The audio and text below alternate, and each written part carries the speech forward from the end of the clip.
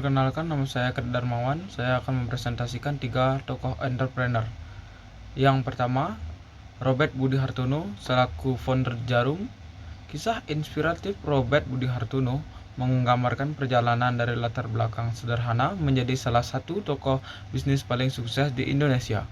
Lahir di Kudus pada 1940, ia bersama saudaranya memulai bisnis kecil yang tumbuh menjadi grup Jarum dengan fokus awal pada perdagangan rokok.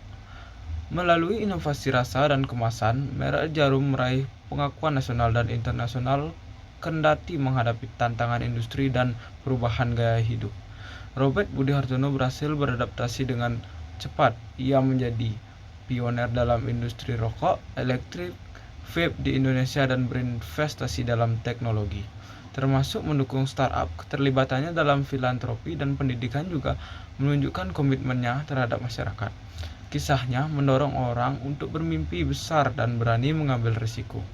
Robert Budi Hartono menunjukkan bahwa dengan kerja keras, ketekunan, dan kemampuan beradaptasi, seseorang bisa meraih kesuksesan yang luar biasa. Bahkan dalam kondisi yang sulit, inspirasi ini mengajarkan pentingnya inovasi, perubahan, dan memberi kembali kepada masyarakat. Yang dapat saya pelajari dari kisah entrepreneur tersebut adalah janganlah cepat menyerah dan tetap bekerja keras untuk meraih kesuksesan. Yang kedua, ada Elon Musk, founder dari Tesla. Lahir dari ayah seorang pembisnis, membuat Elon Musk punya jiwa pembisnis.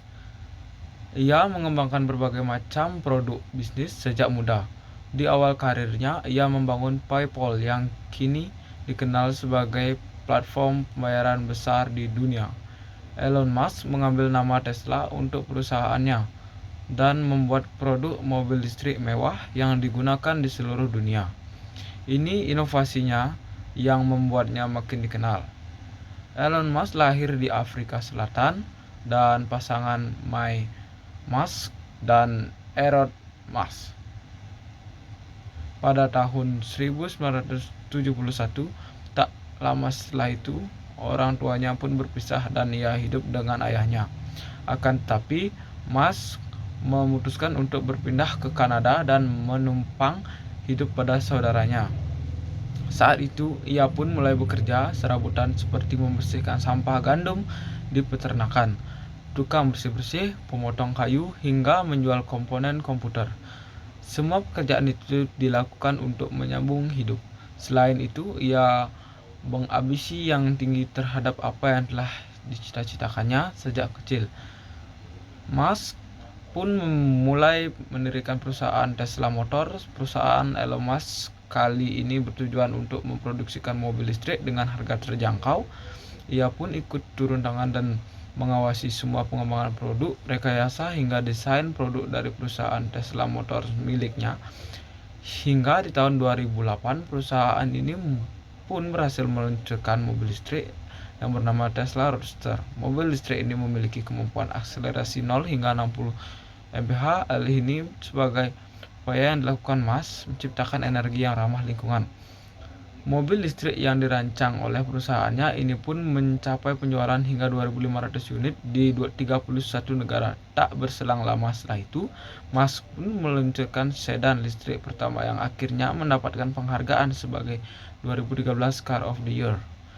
Yang dapat saya pelajari dari kisah Elon Musk adalah tetaplah bekerja keras dan nikmati prosesnya.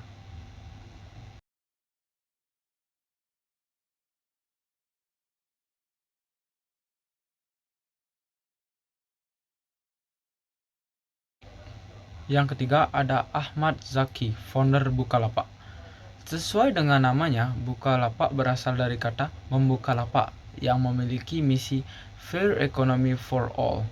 Dan untuk mewujudkan misi tersebut, Ahmad Zaki membuat beberapa inovasi yang dikhususkan untuk para UMKM.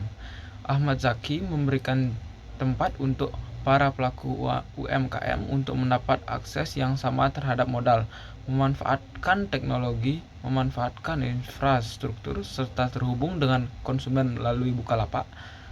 Strategi bisnis Ahmad Zaki sukses membuat Bukalapak memiliki lebih dari 100 juta pengguna dan 15 juta mitra UMKM. Pada tahun 2017, Bukalapak berhasil menjadi perusahaan startup unicorn yang memiliki valuasi hingga USD 1,5 miliar atau 21,9 triliun. Buat bisnis yang membantu menyelesaikan permasalahan untuk banyak.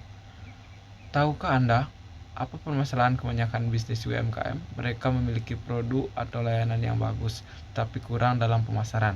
Yang dibutuhkan adalah bantuan untuk memasarkan produknya. Pelajaran yang didapat adalah jangan minder dan ragu. Putra-putri Indonesia juga mampu membuat bisnis startup digital yang sukses.